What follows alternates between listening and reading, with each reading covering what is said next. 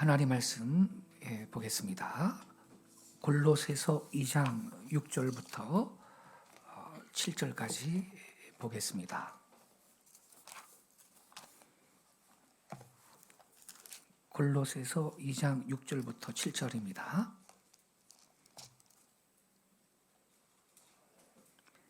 (325페이지입니다) 신약성경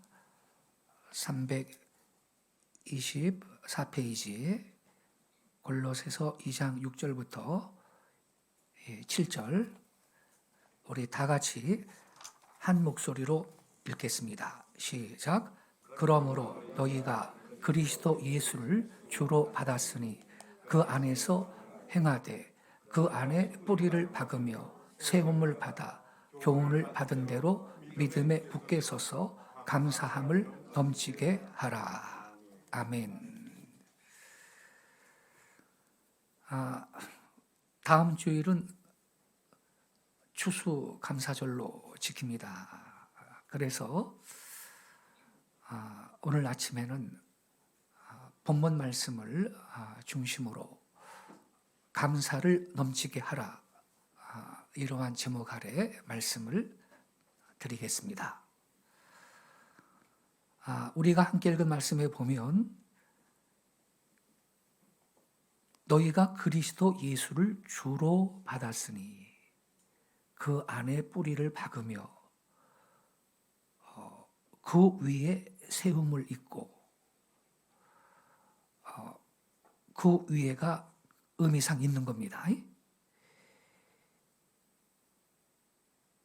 그리스도 예수를 주로 받았으니 그 안에 뿌리를 박으며 그 위에 세움을 잇고 믿음에 굳게 서서 감사함을 넘치게 하라.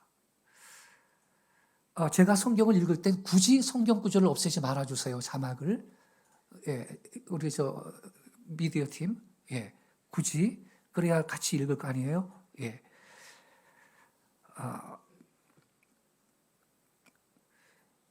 근데 여기 그리스도 예수를 주로 받았으니 이렇게 말하고 있는데, 예수님을 나의 주님으로 삼는다. 이게 뭘 말하는 것입니까, 여러분? 그것은 예수님 안에 나의 뿌리를 박는 것, 즉 나의 사상과 생활과 목표의 근거를 예수님께 두는 것입니다. 이런 사람은 한마디로 넘치는 감사의 생활을 하는 자라고 바울은 크리스천에 대한 정의를 여기에서 내리고 있는 것입니다. 감사를 넘치게 하라. 감사가 넘쳐 흐른다. 이 말은 정신적인 부유를 뜻합니다. 옛날에 어느 성문 곁에 지혜로운 노인이 앉아 있었습니다. 한 청년이 와서 물었습니다. 할아버지, 여기 살기 좋습니까? 한번 정착해 볼까 해서 와봤습니다. 그러자 노인이 물었습니다. 자네 전에 살던 곳은 괜찮았나? 예, 괜찮았습니다. 그 말을 듣고 노인이 이렇게 대답을 했습니다. 여기도 살기 괜찮은 곳이네, 그랬습니다. 얼마 후에 다른 한 청년이 또 와서 물었습니다. 할아버지, 여기 살기 좋습니까? 노인이 역시 물었습니다. 자네 전에 살던 곳은 어땠나? 살기 괜찮았나? 아주 지옥 같은 곳이었죠, 그랬습니다. 그 말을 듣고 노인이 이렇게 말했습니다. 여기도 아주 지옥 같은 곳이네, 그랬습니다. 여러분, 무슨 뜻인지 아시겠습니까? 같은 환경에서 어떤 사람은 행복하지만 어떤 사람은 불행을 느낍니다. 근데 여러분, 행복은 환경이 결정하지 않고 감사의 태도가 결정합니다. 존 밀러는 사람이 얼마나 행복한가는 그의 감사의 깊이에 달려있다, 이렇게 말했습니다. 충북 음성에 가면 꽃동네에 있어요. 나환자들 모여있죠. 그 꽃동네 입구에 커다란 바위에 이러한 글이 새겨져 있습니다. 얻어 먹을 수 있는 힘만 있어도 그것은 주님의 은총입니다.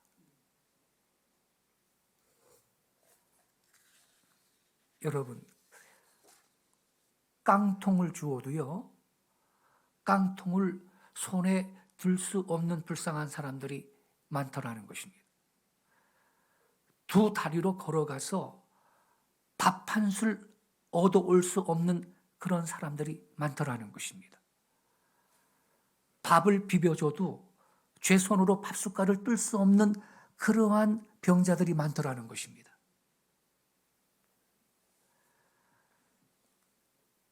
가끔 거리를 다니면 연세가 많은 노인들이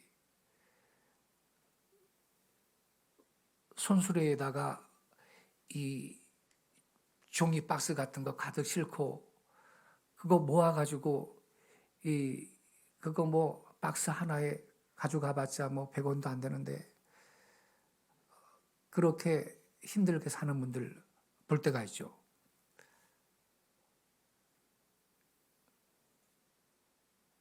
저 연세에 좀 편안하게 계셔야 될 터인데 이런 생각이 들죠. 근데 그분하고요, 병이 중에서 밥숟갈도 들 수 없고 누가 떠먹여줘야 되고 그것조차도 입으로 삼키기 어려운 환자가 있어요. 아파본 사람은 알 거예요. 박스 손수레에 쌓아가지고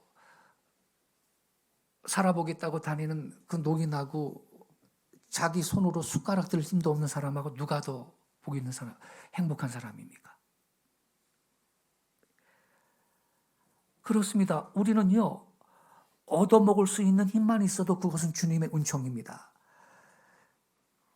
내가 다른 거 아무것도 없어도요, 내가 활동할 수 있는 건강이 있다면 이 한 가지만 가지고도 우리는 감사할 조건이 넘치는 것입니다.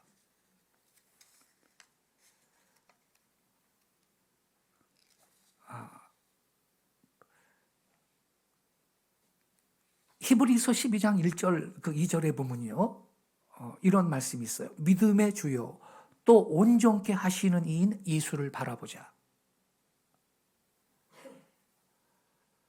근데 이게 그 원문은요, 이렇게 번역을 해야 됩니다. 믿음의 주요 온전케 하시는 이인 예수. 이게요, 믿음의 창시자요 완성자이신 예수를 바라봅시다. 킹제임스 성경은 이렇게 번역을 하고 있어요. 믿음의 창시자요 완성자이신 예수를 바라봅시다.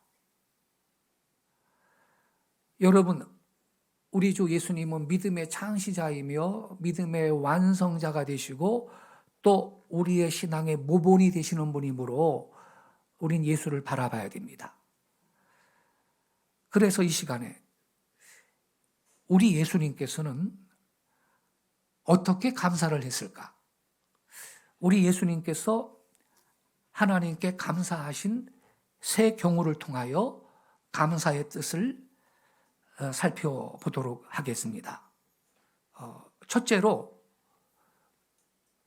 우리 예수님은요, 감사라는 것은 선행적이고 후속적인 것이 아니라 이런 사실을 보여주셨습니다.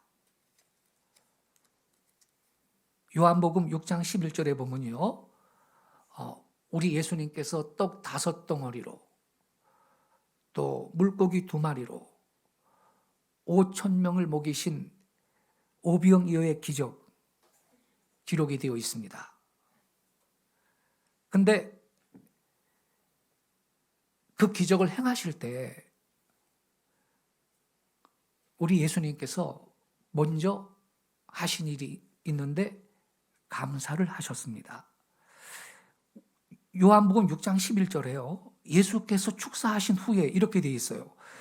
이 보리떡 5개, 물고기 2마리를 손에 들고, 우리 성경은 예수께서 축사하신 후에 좀 어렵게 번역이 되어 있는데요. 킹제임스 성경은요, 예수께서 감사를 드리신 뒤에. 이러면 이해하기가 쉽잖아요, 여러분. 예수께서 감사를 드리신 뒤에. 감사가 먼저 가고 기적이 뒤를 따라왔습니다. 떡이 많아졌기 때문에 그 축복을 본 다음에 후속적으로 감사하신 것이 아니고, 결과를 계산하지 않고 자기의 욕구와 비교하기 전에 무조건 그 몇 개의 보리떡을 놓고 감사하는 그 마음에 기적이 뒤따라 온 겁니다.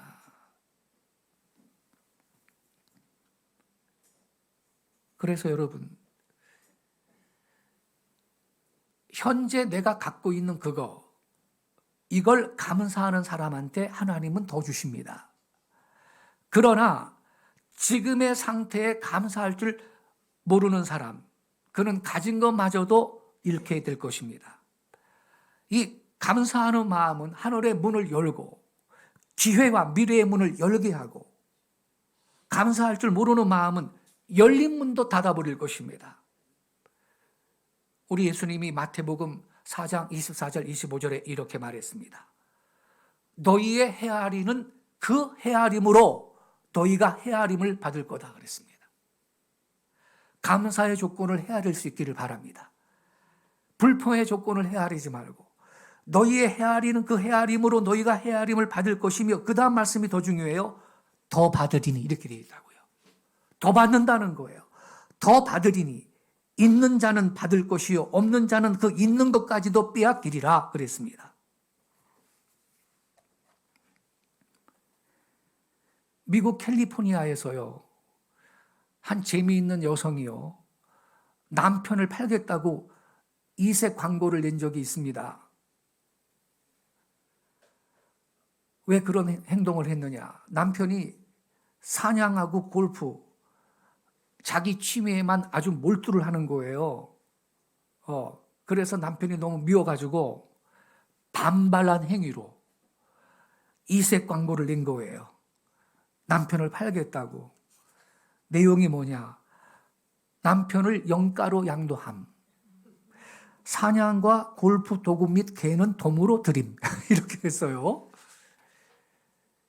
이 여성이요, 60통의 전화를 받았어요. 근데 남편 구입 희망은 한 통도 없고, 그래도 너 남편 살아있는 거 다행하게 여겨라, 이런 이 과부들의 충고 전화를 받고,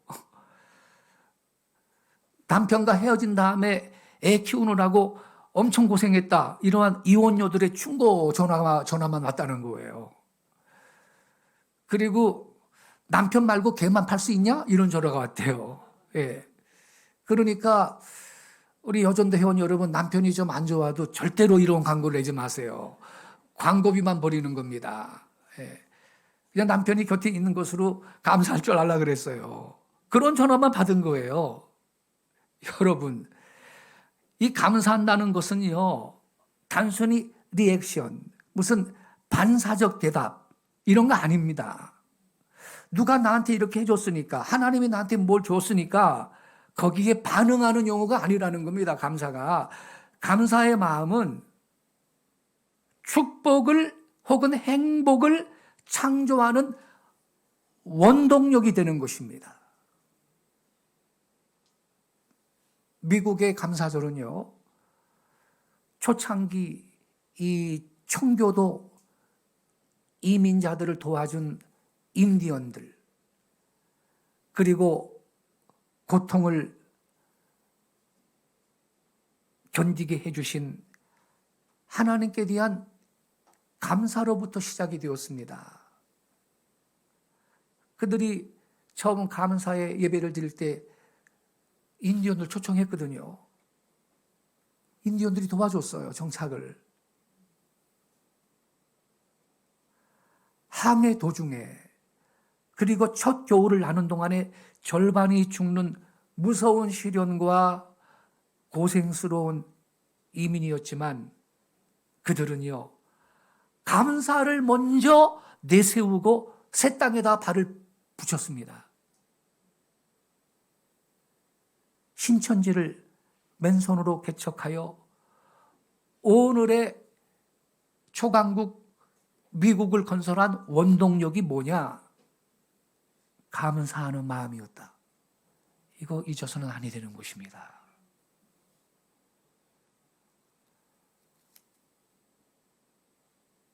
이렇게 감사하는 정신을 갖고 사는 사람은 감사할 조건과 환경과 은혜를 하나님께서 더 주시는 걸 믿으시기 바랍니다.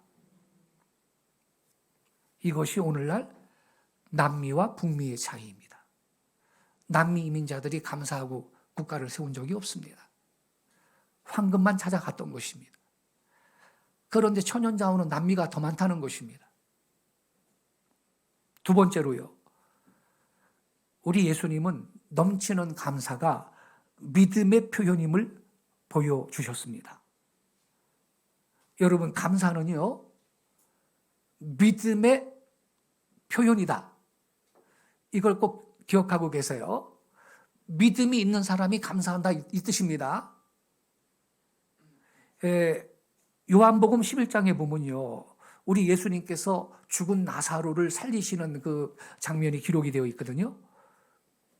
예수님께서 소식을 듣고 베다니에 도착했을 때 이미 나사로는 죽었고요, 무덤에 장사된 뒤였습니다. 예수님은 무덤 앞에 서서 무덤의 돌문을 열라고 말씀을 하십니다. 그의 눈이 마르다가 이렇게 말하죠.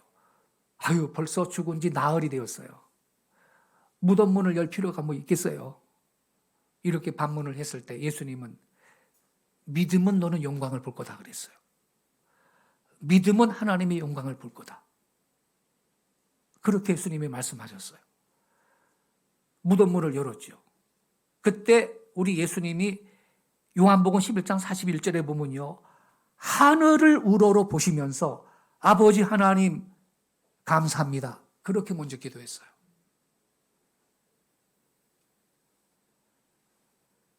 제 기도를 들으시는 것을 감사합니다 그랬어요. 여기에서 우리가 주의해야 될 게 뭐냐? 나사로가 아직 살아나기 전이에요. 시체를 놓고 감사합니다. 감사 기도를 드렸다라는 것입니다. 이것은요, 믿으면 하나님의 영광을 볼 거다. 우리 예수님이 마르다한테 그렇게 말했죠. 믿으면 하나님의 영광을 본다고 마르다한테 말씀하신 것을 예수님이 실제로 먼저 보여주신 거예요. 무슨 말이냐면 마르다는 오빠의 시체만 보고 있지만 예수님은 이미 살아난 나사로를 그 시신 속에서 보고 있기 때문에 하나님께 감사 기도를 드린 겁니다. 믿으면 감사하지 않을 수가 없고 감사한다라는 것은 곧 믿음의 표현이다 이 말입니다. 그래서 주님이 먼저 감사했습니다. 출애굽기 16장에 보면요, 이스라엘 백성들이 원망과 불평이 자세하게 기록이 되어 있습니다. 광야에 나온 그들은 고기도 없고 뭐 먹을 빵도 없고 다 부족하다고 원망 불평입니다. 믿음이 없는 사람은요, 없다고 말하는 영원한 가난뱅이입니다. 그러나 모세의 눈에는 이튿날 아침부터 날아올 메추라기와 만나가, 하늘에서 내리는 만나가 모세의 눈에는 보인 것입니다. 민수기 20장에서 이스라엘 백성의 불평이 다시 터지고 있습니다. 이 광야에는 파종할 땅이 없다. 무화과도 없고 포도도 없고 뭐 석류도 없고 물도 없다. 이렇게 말합니다. 믿음이 없으므로 감사가 없는 거죠. 그리고 안 보이는 것입니다. 불신의 입에서는 없다 없다 하는 말밖에 안 나오는 것입니다. 이때 모세는 지팡이를 두고 바위를 칩니다. 물이 쏟아져 나왔습니다. 모세는 바위 속에 물이 있는 걸 믿음으로 보고 있었던 것입니다. 그래서 여러분, 이 성경의 기사들이 무엇을 교훈하고 있는 것이냐? 감사가 없는 것, 이건요, 살아계신 하나님께 대한 믿음이 없기 때문이라는 것입니다. 감사는 믿음의 표현인 거예요. 신앙을 가질 때 감사는 저절로 나온다라는 것을 말해주고 있는 거예요. 민수기와 출애굽기는요, 인간의 최악의 죄가 뭐냐? 하나님께 대한 원망, 곧 감사치 않는 것이라고 우리한테 가르쳐주고 있는 것입니다. 하나님이 가장 기뻐하는 것이 감사의 제사인 것입니다.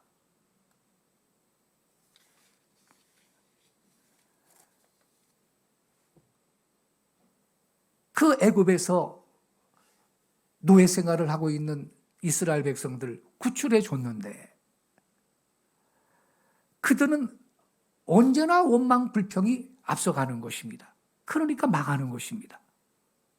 믿음이 없는 것입니다. 하지만 다니엘을 보세요. 자기를 시기하는 무리들이 자신을 죽이려고 음모를 꾸몄죠. 왕 앞에 가가지고 왕 외에 다른 대상한테 기도하고 뭐 예배하고 그러면 사자굴에 집어 던집시다. 조소의 왕이 도장을 찍었죠. 이 사실을 다니엘이 알고도 어떻게 했습니까? 다니엘서 6장 10절에 보면요, 이렇게 써 있습니다.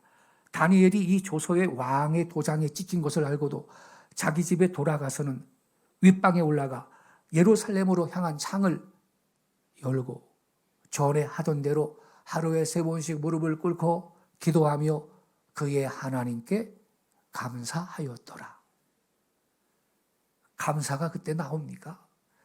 이 마지막 구절이 더 은혜가 되는 것입니다.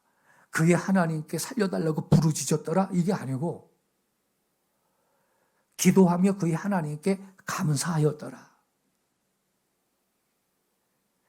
이게 바로 믿음의 표현인 것이에요. 믿음이 있는 자는 감사하는 거예요. 다니엘은 믿음이 있었기 때문에 상황과 관계없이 하나님 앞에 감사를 계속하고 있는 거예요. 지금 죽기 직전인데도 말이죠. 믿음에 굳게 서 있는 사람은 어떤 상황 속에서도 감사할 수 있습니다. 감사는 믿음의 표현입니다. 그러므로 내 믿음이 어느 정도이냐 이거 알려면요, 감사를 하냐 안 하느냐, 인생의 풍랑과 고난 앞에서조차 내가 어떻게 반응하느냐 그거 보면 알 수가 있는 것입니다. 내가 이 감사가 습관이 되어 있느냐, 참으로 주님 앞에 감사의 제사를 드리며 살고 있느냐, 감사 찬송을 하느냐, 이것이 그 사람의 믿음을 보여주고 있는 것입니다. 고난과 역경 속에서도 감사할 수 있다면 믿음에 굳게 선 믿음인 것입니다.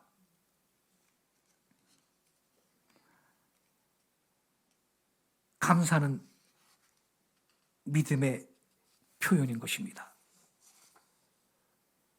셋째로 우리 예수님은요, 넘치는 감사라는 것은 사랑에 연결되는 것이다. 넘치는 감사는 사랑에 연결된 거다. 이걸 보여주셨습니다. 마태복음 26장에 보면요, 최후의 만찬 기사가 나와요. 예수님이 십자가에 달리시기 전에 제자들과 함께 마지막 식사를 하시죠. 그 자리에서 떡을 떼어 주시죠. 그때 먼저 하나님 앞에 역시 축사했다 그래요. 감사했다. 그리고 잔을 들어 다시 하나님 앞에 감사하십니다. 그리고 이 떡을 받아 먹으라. 이건 너희를 위하여 찢기는 나의 몸이다. 이 잔을 받아 마셔라. 이건 너희를 위하여 흘리는 나의 피다. 이렇게 떡과 잔을 나눠주셨는데 곧 죽는 마당에 말이죠. 뭘 감사하셨을까? 그것은요, 감사의 기도 뒤에 하신 말씀이 그 의미를 바로 설명을 해주는 거예요.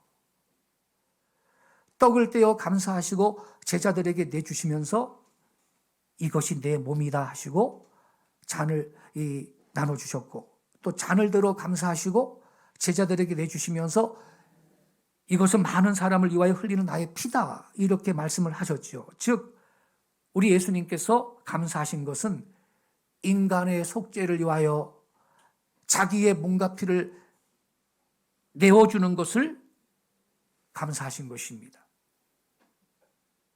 하나님의 은혜에 감사한다, 이것은 사랑에 연결되었던 것입니다.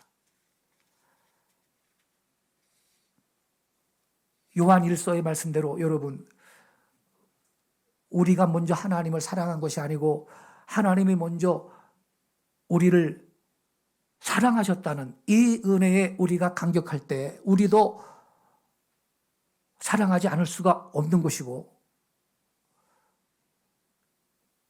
그렇다면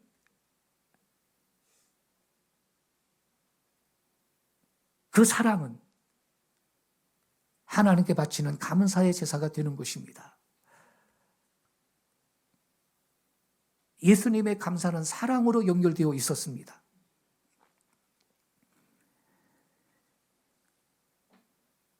윌리엄 펜은요, 미국 개척 시기에 펜실베니아 개척민들에게 이런 말을 했습니다. 여러분, 이웃에게 친절합시다. 한 번 뿌린 생애가 아닙니까? 지나가면 다시 오지 못합니다. 왜 싸우십니까? 왜 질투합니까? 친절과 사랑을 지금 줍시다. 지금 주지 않으면 영원히 후회할 것입니다. 여러분이 하나님께 감사한다면 지금 형제를 사랑하십시오. 이렇게 외쳤습니다.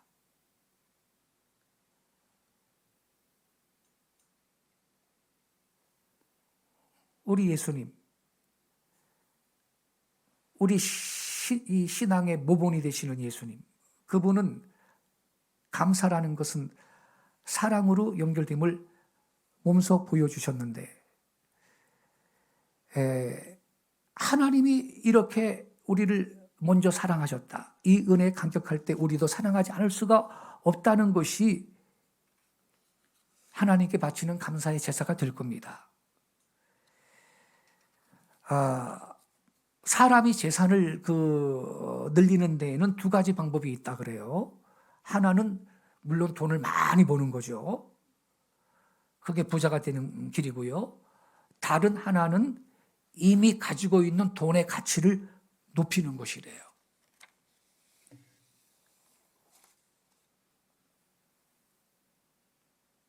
여러분, 그래서 우리가 이걸 통해서 알 수 있는 것은 이 감사하는 마음, 이 감사하면서 남을 사랑할 줄 모르는 그러한 사람,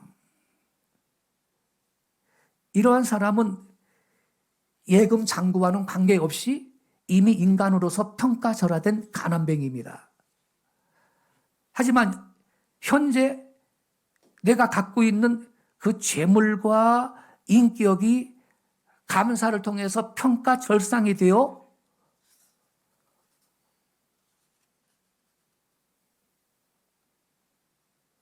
사랑을 드러내는 그러한 사람은 그 사람이 진짜로 부유한 사람이 되는 것입니다. 그런 사람이 부자인 것입니다. 부자.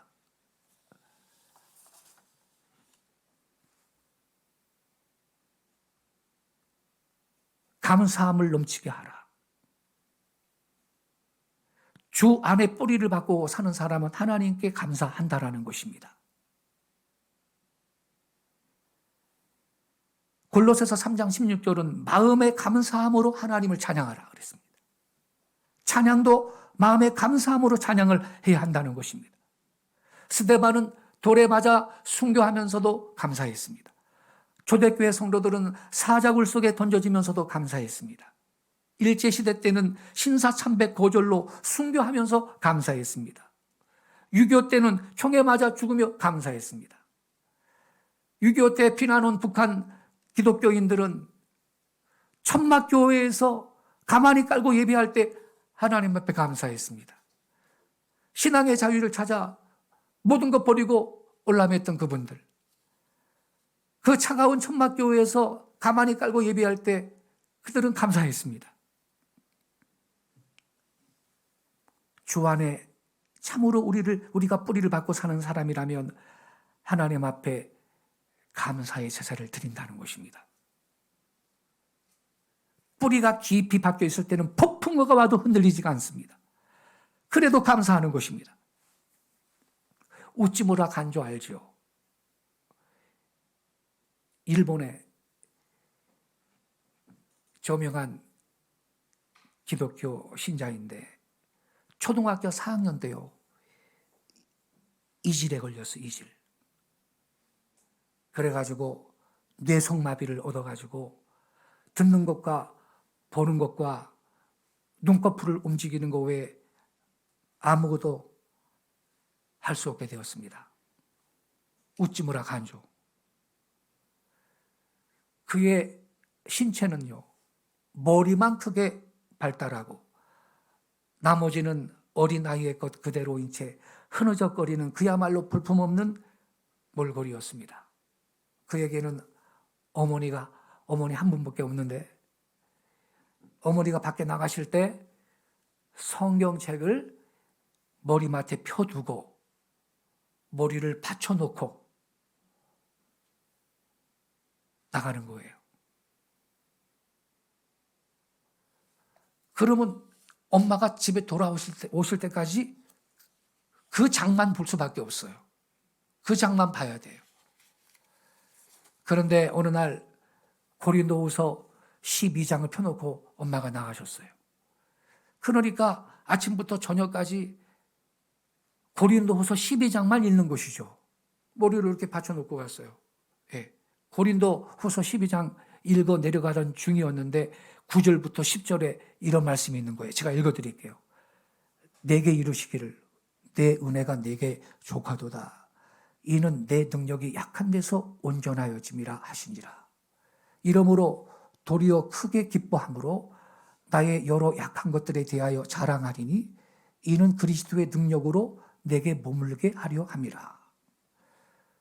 그러므로 내가 그리스도를 위하여 약한 것들과 능력과 궁핍과 핍박과 곤란을 기뻐하노니 이는 내가 약할 그때에 곧 강함이니라. 여러분, 이 구절이 무슨 뜻인지 아시죠? 사도 바울이 육체에 찌르는 가시가 있었다 그래요. 근데 그게 구체적으로 뭔지는 몰라요. 근데 육체에 찌르는 가시가 있다 그랬으니까 가시가 여러분, 근데 조그만 가시가 이 새끼손가락한테 찔려도 온몸으로 내 육체가 아픔을 느끼잖아요. 근데 바울이 내 육체에 가시가 있다. 이거를 좀 하나님께서 빼달라고 없애달라고 자기가 3번 기도했다. 이런 말을 하죠. 네. 그거 40일 금식 기도를 3번 했다는 뜻입니다. 그게. 근데 하나님이 내 은혜가 너한테 족하다 그러면서 그 육체의 가시를 안 빼주셨는데, 구체적으로 그 육체의 가시니까 바울의 그 육체의 어떤 질병이 아니었겠느냐. 성경학자들은 혹시 간질이 아니었을까 이렇게 추측을 하고요. 또 안질이 아니었을까, 안질. 다메섹 도상에서 예수님 만났을 때 그 광채가 찬란했고 엎드러졌었거든요. 그리고 앞도 못 본 상태로 아나니아 집으로 갔잖아요. 예, 그때 그 기도를 받고 눈을 뜨게 됐는데 아마 그때 뭐 좀 눈에 뭐 문제가 생기지 않았느냐. 성경학자들이 그렇게 추측을 하는데, 분명한 건 육체의 가시라 그랬으니까 이게 온 몸으로 통증을 느낄 수밖에 없는 어떤 그 바울의 이 육체적인 질병이 아니었겠느냐. 그러니까 바울이 이걸 좀 없애달라고 하나님한테 3번 기도했는데 9절에 보면 내게 이르시기를 내 은혜가 너한테 족하다.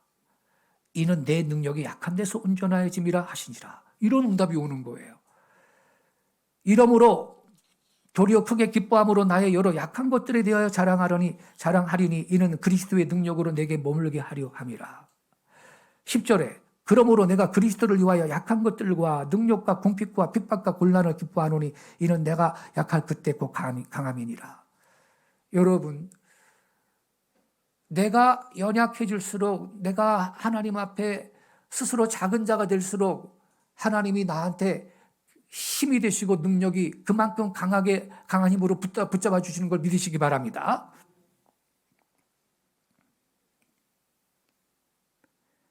근데 웃지 마라 간조가 요 고린도후서 12장, 이 12장을 그걸 종이를 읽다가 9절 10절에서 딱 꽂힌 거예요. 내 은혜가 내게 족하다. 이는 내 능력이 약한 데서 온전하심이라. 바울이 약한 것들에 대해서 오히려 자랑하고 내가 약할 그때가 곧 강함이다. 이렇게 고백하고 있잖아요. 종일 이 구절을 웃지 마라 간조가 묵상을 하다가 변화되었습니다. 천사 같은 모습으로 사람이 바뀌었습니다. 그는 후에 책과 방송을 통해서 완악한 일본인들을 회개시키는 전도자로 쓰임을 받는 그러한 훌륭한 그리스도의 종이 되었습니다. 그는 자신이 이렇게 변화되기까지 어머니의 극진한 사랑, 그리고 먼 길을 마다치 않고 자신을 회개시키려고 찾아온 목사님 덕분이었다 그랬습니다. 웃지 마라 간조가 지은 시 괴롭지 않았더라면, 이러한 짧은 시가 있습니다. 제목이 괴롭지 않았더라면입니다. 제가 읽어드릴게요.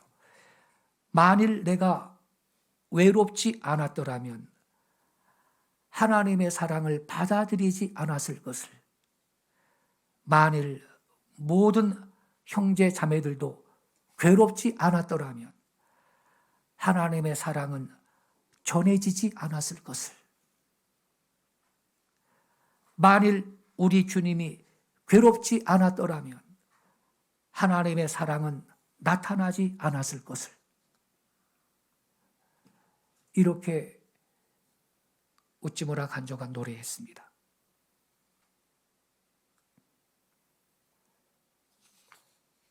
성도 여러분, 그런 걸 우리는요, 감사할 것뿐이 없습니다. 우리가 예수님을 주로 받았고 그 위에 그 안에 뿌리를 내리고 뿌리를 받고 세움을 받았다면 우리는 넘치는 감사로 하나님 앞에 나갈 수밖에 없는 것입니다. 시편 50편 23절에 이런 말씀이 있습니다. 감사로 제사를 드리는 자가 나를 영화롭게 하나니 그 행위를 옳게 하는 자에게 내가 하나님의 구원을 보이리라. 언제 하나님께서 하나님의 영화롭게 되나요? 감사로 제사를 드리는 자가 나를 영화롭게 한다. 우리 인간의 존재 이유가 뭐지요? 하나님께 영광을 돌리는 것입니다. 영원토록 그분을 즐거워하는 것입니다. 우리 인간들의 존재 이유 첫 번째는 하나님을 영화롭게 하는 것입니다. 하나님께 영광을 돌리는 것입니다. 근데 감사로 제사를 드리는 자가 나를 영화롭게 한다 그랬습니다. 약속이 있습니다. 그 행위를 옳게 하는 자에게 내가 하나님의 구원을 보이리라.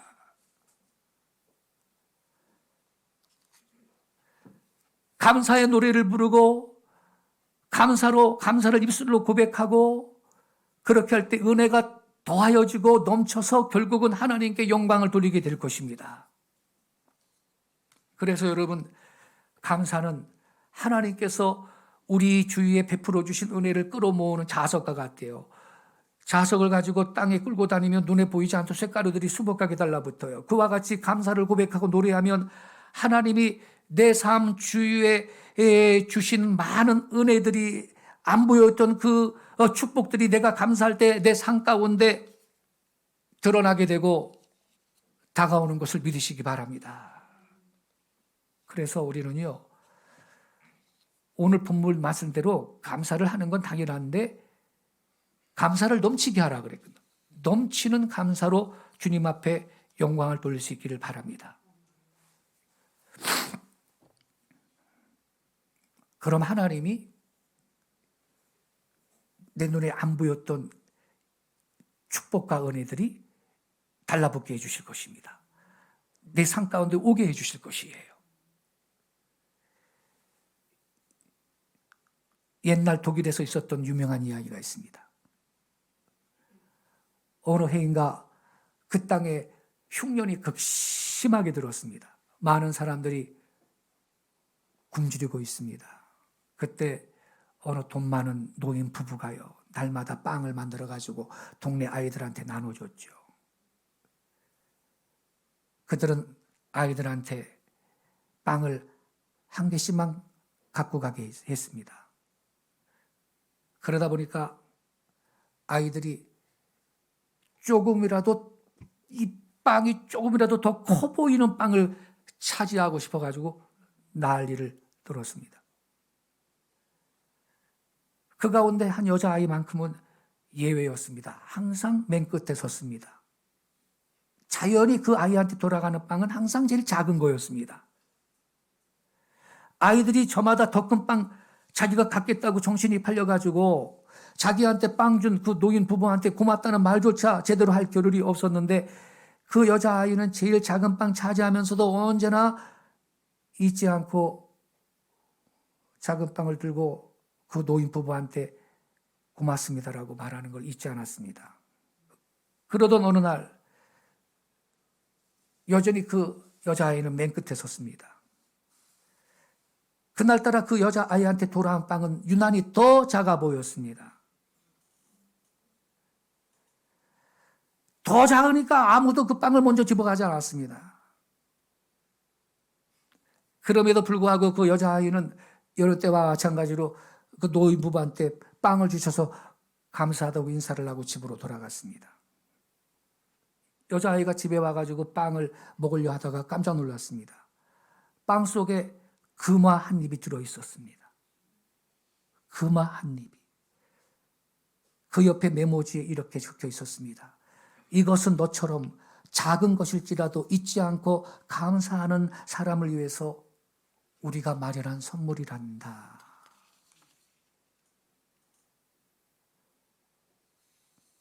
갑자기 그 아이가 금화 때문에 부자가 됐습니다. 훨씬 더 큰 빵, 좋은 빵 먹을 수 있는 조건이 생겼습니다. 여러분, 우리가 섬기는 하나님의 마음이 이 노인 부부의 마음과 같습니다. 저와 여러분이 하나님의 은혜를 잊지 않고 감사를 고백할 때 하나님께서는 우리의 삶에 더 큰 은혜와 더 큰 축복으로 채워주시는 걸 믿으시기 바랍니다. 생각해 보세요, 여러분. 우리 하나님은 온 우주 만물의 주인이십니다. 하나님께서 뭐가 아쉽고 부족해서 우리한테 감사를 요구하시겠어요? 우리한테 더 큰 거 주시려고 요구하시는 걸 깨닫기 바랍니다. 오늘 본문 골로새서 2장 7절 끝부분에 감사함을 넘치게 하라 그랬습니다. 넘친다는 말은 가득 차는 정도로 끝나는 게 아닙니다. 바깥으로 철철 흘러 넘치는 것을 말하는 것입니다.